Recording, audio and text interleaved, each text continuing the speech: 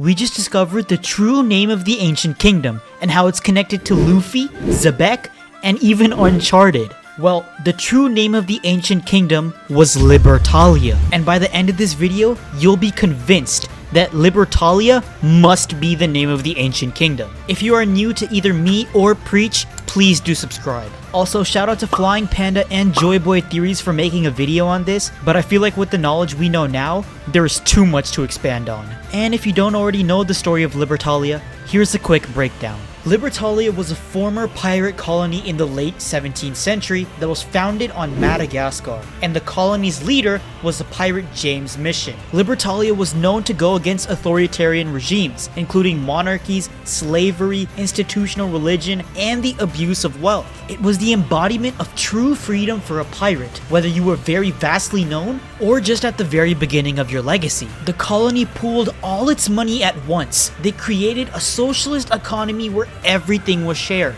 All previous nationalities were abandoned completely, as they adopted new ideals of freedom and direct democracy, created a new language mixed with many different dialects altogether, and created a vast peace amongst all pirates and newcomers alike. They were known to wage war against governments and lawmakers by attacking their ships, sparing their prisoners, and freeing their slaves on board. And the craziest thing is, people still question the existence of this pirate colony to this very day, just like the story of Laugh Tale in One Piece. And this also makes me instantly recall back to how Who's Who was describing the sun god Nika, a warrior who freed slaves with a smile on his face. Also, while Luffy is revealed to have the Hito Hito no Mi model Nika, there are two separate conversations during the span of two different chapters that talk about some form of liberty. And both of these conversations stem from beings who we think have much more knowledge of the ancient kingdom. First, we have Zunisha, who immediately noticed the awakening of Joy Boy and spoke about the drums of liberation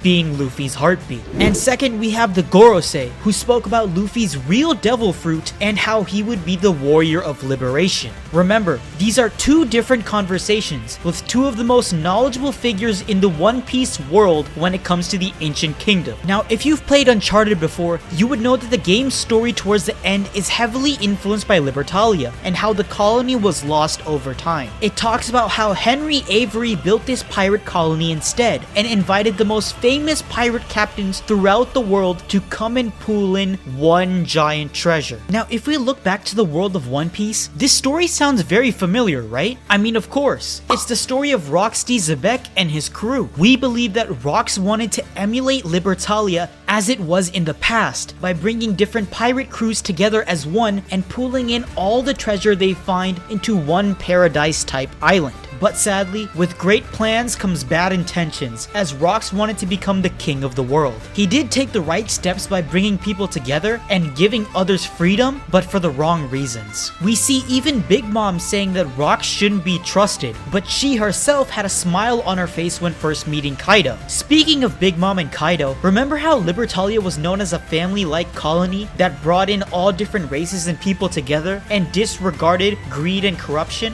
Well, if we look at the split up of the Rock's crew, each Yonko we knew took a piece of Libertalia with them as their own dream. We have Big Mom wanting to unify all the races into one kingdom, Whitebeard wanting to make a vast pirate family, and Kaido trying to become Joy Boy, the now known warrior of liberation who freed slaves. And as we see the first side of this dream, we see the results of its reality during the series. Whitebeard dies trying to protect his many sons, Big Mom fails to unite all the races in the One Piece world, and Kaido became an oppressive ruler who created and sought more slaves, and brought a fake smile to the faces of those who ate the failure smile fruits. Now, let's shift to God Valley real quick. Remember how Sengoku said that they openly kept attacking the world government? Sounds like a lot like an attempt to become Libertalia to me. And if we dissect what the Rock's pirates did during this legendary battle, we see that Sengoku says that Roger and Garp needed to protect the celestial dragons and their slaves, with slaves being bolded in the chapter. Why would Rox go after the celestial dragon's slaves? Is it to try and attack them? Or is it to try and save them? To free them?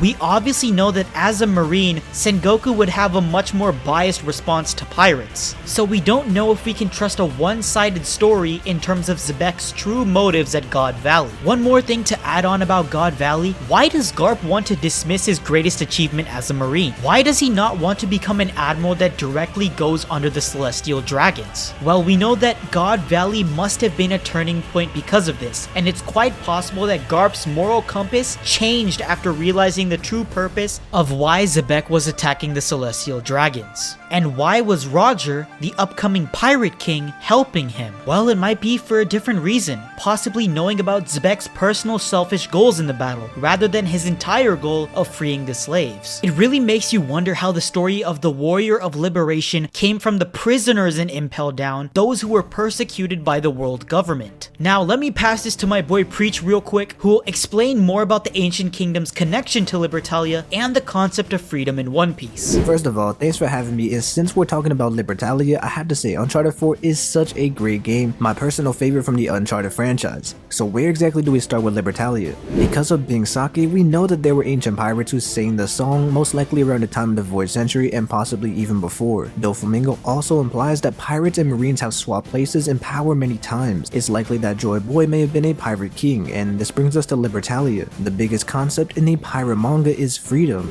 Luffy wants to be the pirate king because it means being the freest man in the sea, and this might be his own view on the title of the pirate king, but it isn't far from the truth. Luffy is motivated by the highest form of freedom. In a world of pirates and world government, Luffy strives to be the freest of the free. But this concept does not just stop with Luffy's personal freedom. Luffy is known for liberation in Arlong Park, Drum Island, Alabasta, Skypiea, Dressrosa, and now Wano. He is constantly saving people from their oppression. He goes against slavery by punching a celestial dragon, and this is just like the ideology of Libertalia. Recently in Wano, Kaido has directly said that he will make everyone his slave, even the women and the children. And the Onigashima raid is a battle between conquerors. We have Kaido who conquers through fear, shattering wills, and Luffy who does the opposite but gives hope to everyone on his side. And so these drums of liberation as Joy Boy returns fits perfectly with the idea that the Ancient Kingdom was Libertalia, the sound of the man who was the pirate king of the Ancient Kingdom. Kaido's goal is the new Onigashima project, a pirate paradise that conquers and fights against the world government. Blackbeard also wants a pirate paradise, and I'm sure Luffy would love to have his own pirate paradise as well, so it's possible that Luffy could take over Wano, make it his territory, and make it a pirate paradise in the near future. Libertalia was a pirate port town, and Wano will be the new port town when the borders are opened. Big Mom said that the One Piece was in Wano, so maybe that's what she was talking about. Wano definitely has ties to the Ancient Kingdom and Joy Boy, so it's possible that Wano was created to be the future pirate port town for Joy Boy once he arrived. Why does Libertalia make so much sense as the name for the Ancient Kingdom? Well, Clover spoke about a name that had ideals that the world government feared. Freedom itself is a powerful thing to promote as an ideology and as a nation. Becoming a pirate and hosting that Jolly Roger, it directly opposes the Marines, and freedom directly opposed the control and slavery of the Celestial Dragons. The name Libertalia is an important name to hide, as if the world knew about this legendary ancient kingdom that was truly immense, it could cause a huge surge in piracy like when Goldie Roger died, announcing the One Piece to the world and creating the Golden Age. Pirates like Blackbeard and Luffy will always believe in ancient cities of gold and the One Piece. The idea of a vast pirate island with treasures and freedom would also lead people to seek the truth about the Void Century history and the ancient weapons in the process. And so when Roger laughs and says, "I wish I lived in your era, Joy Boy," he is a pirate king reacting to the former pirate king's glory. Of course, Roger will want to live in a land of pirates and freedom. We're talking about the man who wanted to flip the world upside down. The world that he had always envisioned actually did exist at one point in the past, 900 years ago during the Void Century. According to the stories of Libertalia, the people who formed this ideology were guardians who went against slavery and were guardians of freedom and equality.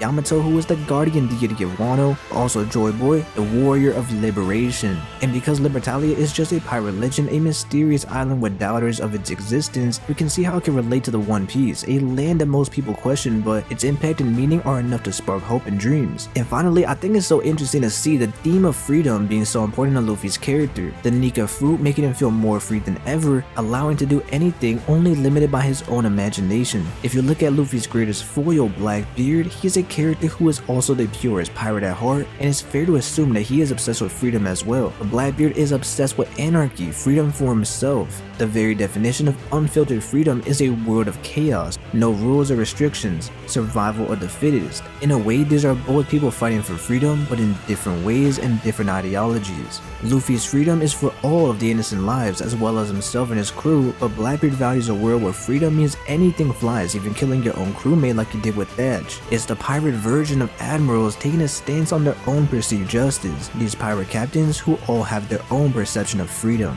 In One Piece, liberty has always existed, as Luffy liberates the people of each island from their worst nightmare. Hell, his whole family has been tied to liberation, with Ace being Whitebeard's commander to freely roam the seas, Sabo being the second in command of the Revolutionary Army, his father Dragon being the leader of that same army, and Garp having been at the most legendary battle tied to liberty. Even Marie-Joie, which is known to take inspiration from Versailles in France, has liberty tied to it. For in the French Revolution, the motto of the rebellion was 3 simple words: liberty, equality, and fraternity, the exact same principles of Libertalia. It's very fitting that one of the greatest pirate legends of all time in our world is a story of unity, equality, and freedom. And One Piece provides the very same ideals with Luffy on his journey to solve the greatest pirate legend in One Piece. Libertalia was the embodiment of freedom for any pirate, and with Luffy becoming the warrior of liberation, he'll be the one to dawn a new age of freedom, to once again rediscover the greatest pirate kingdom the One Piece world has ever seen. Thank you so much for watching this video, and if you are new to watching either me or Preach, do be sure to subscribe to both of our channels. Hope you guys have a day full of liberty. See ya!